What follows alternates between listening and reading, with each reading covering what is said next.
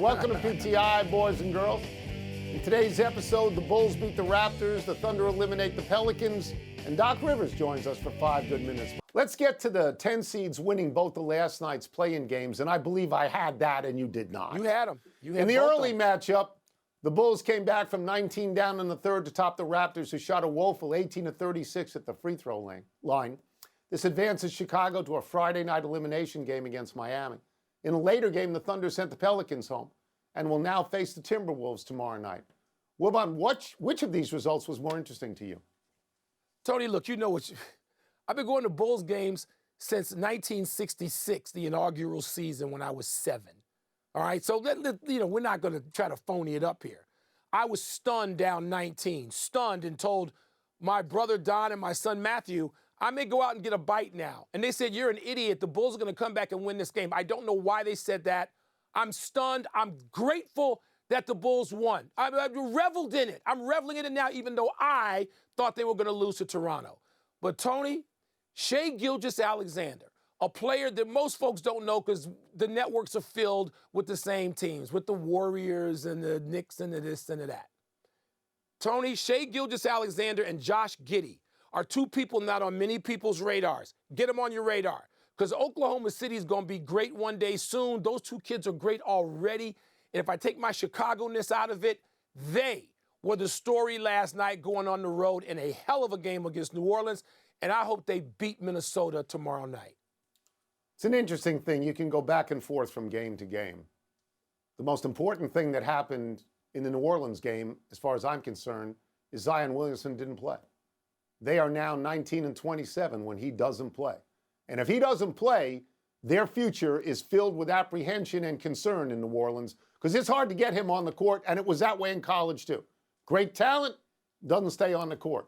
But to me, the headline is, are you kidding me? 18 for 36 from the foul line from a team in the NBA? They blew 50%. that. They blew that. Mike, that's got to be the worst free throw shooting in the last 50 years, certainly ever in a playoff game. If they make 5 foul shots, if they go 23 for 36, which stinks, which is 64%, they win that game. Pascal Siakam, an all-star, under 50%. Fred VanVleet, a 90% shooter. 3 for 6. That's the textbook definition of choking. You're at home. You know those rims. That's a gag. The Philadelphia 76ers are the 3 seed in the East. They begin their first-round playoff series against the Nets on Saturday. We're delighted to be joined by the head coach of the Sixers, Chicago's own Mr. Doc Rivers, homeboy for Wilbon, and younger than Wilbon, I point out. Let me start with this. My position on Joel Embiid is well known on this show. I think he is a great player. I also think he's particularly yappy for somebody who has not actually won anything. Feel free to take me down on this. Tell me what I'm missing about Joel Embiid. Get me. Go. Well, this is too easy, Tony. This is like a layup right here for me. I mean, listen, they're all yappy now, right? I mean, they all are. All of them talk now. But he is backing it up with his play. I don't think you can deny everything that he's done. And it's not just 1 year, and it's not just 2 years. This is the 3rd year.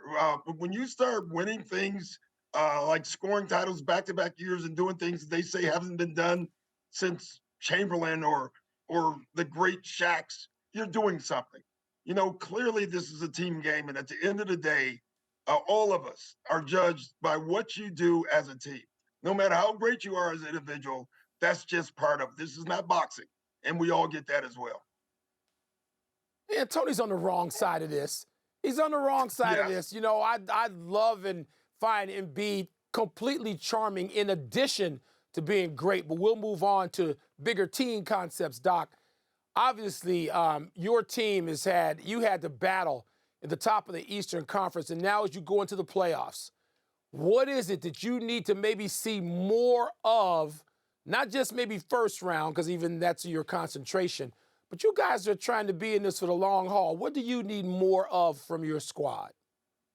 Oh, Michael, that's a good question. More of, because every series, first we got Brooklyn, we got to focus on that. But every series will have a different challenge for us, right? And so the more we go, but I just think if you looked at our team as a whole, I think our defense has to be consistent. We have proven over the season that we can be a really good defensive team and a good rebounding team, but we have been inconsistent there. And then offensively, pace. Like we'll get stuck at times. The ball stop moving at times. And when that happens, sometimes we win the game because Joel Embiid is better than the guy on the other team, but in the playoffs, and then sometimes we win because James is better. But in the playoffs, that's just not true. And so for us to win, we have to keep the motion and the constant movement. I want to personalize this for a second. You have something that James and Joel don't have, which is a championship ring as a head coach. Yet, I know it's Philly, and it's a tough place to do anything, but the notion that your seat might be hot seems insane to me, but yet you hear and live with this. How do you deal with that? And as you go into the playoffs, there's pressure clearly, Doc, whoever defines that, on the Sixers and maybe on you. Yeah, I don't care, if you want me to be honest. Like, I really could care less about all that talk. And I think my work here is shown. But there's nothing wrong with being judged on and what you do in the playoffs and winning. Like, there should be some kind of pressure to it. I don't know if losing your job. I was joking with someone today. If Kevin Durant's foot is a foot back, his butt still in Milwaukee, would that have been just ludicrous if he had not been there? Yeah, we all knew that, but that's part of coaching. Like, listen, we're going to get the blame. That's part of it. I took this job on purpose. I always say that. I knew what I was getting into. I knew where I was going. But this is a group that we can win with, and pressure has to come with that, and I'm fine with that. We'll get you out of here on this. This is also sort of personal. You face the Nets. Your son-in-law, Seth Curry, is on the Nets. How does that work? Like, when you have family phone conversations, do you talk about an upcoming series? Do you avoid the series? What is the family dynamic with that, Doc? Tony, it's a good question because I've never had that. I've had where I've been in the playoffs with my son, but I've never faced any of them in the playoffs. I know the Chicago part of me wants to talk a little trash, but I'm not, because the smart part of me says, shut your mouth and just keep it going. Even with my daughter, like, I would love to know who she's actually cheering for. I know who she should cheer for, and that's her father, because I'm the one that have given her everything she has. I just don't know who she's cheering for. And I got a strong feeling, Tony, it's not me, and that bothers me. Before we let him go, Tony, before we let Doc go, I want to slip one more thing in. Doc, this is a personal observation. Tell me if I'm crazy. It seems like you are still having fun. I wondered, coming into this Philly situation, if this could be fun for you. You've done it all. You've seen it all. You could be out playing golf more often, which I know you want to do too. You still like this? Why? I love it. I'm not kidding. I love it. I love the players. This is a different generation. I love learning from them, about them, because I don't know what the hell they're doing with this generation half the time. And so I'm learning that. And I like that some of them want to learn from me at times. So, yeah, I still love it. And you know what? With golf, I love golf. But every time I play golf, I'm reminded that I should go back to coaching. There we have it. Doc. Thank you, Doc. He's the best. Happy trails to the Pittsburgh Penguins' 16-year playoff streak. Wilbon is celebrating as the Islanders' win over the Canadiens last night put them in the playoffs and denied the spot to the Penguins. Pittsburgh's streak of 16 straight years in the playoffs was the longest in the 4 major North American professional leagues.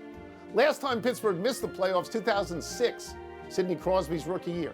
Since then, the Penguins played for the Stanley Cup 4 times and won it 3 times. 2009, 2016, 2017. Longest consecutive NHL playoff streak is now just 7, shared by Boston and Toronto. Wilbon, why do you hate the Penguins so much? I want you to hear this, Leslie Wiley and other Pittsburgh friends, because they're worthy. They're really great. They're worthy of hating. Come on now. They used to whine a lot, but I admire them. I really do. Doesn't ever sound like you admire them. Let's go quickly to the big finish. Your Blackhawks announced they will not re-sign Captain Jonathan Toews. Tonight will be his last game for the team. Your thoughts? He and Patrick Kane not there. They won 3 times. How many teams in the history of Chicago have won 3 times with personnel like, come on now. 20-year-old Cardinals rookie Jordan Walker had a broken bat single in the 9th to extend his hitting streak to 12 games last night. Is that a big deal? Yeah, he's tied Honest Eddie Murphy, the Philadelphia A's, goes for 13 tonight. Sports Illustrated reports PGA Tour will withhold $3 million from Rory McIlroy after he withdrew from the Heritage this week. Are you surprised? It's the popularity money. Who knows? He could make it back. Odell Beckham says he signed with the Ravens without any assurances Lamar would return. You believe that? I do. He only signed 1 year. Last one, Golden Knights can clinch the #1 seed in the West tonight. Will they? Now they'll get denied at the Kraken, who are pretty good. We're out of time. We'll try to do better the next time. And I'm Tony Kornheiser. No ball tonight, Tony. It's a puck tonight. I'm Mike Wilbon. Same time tomorrow, knuckleheads.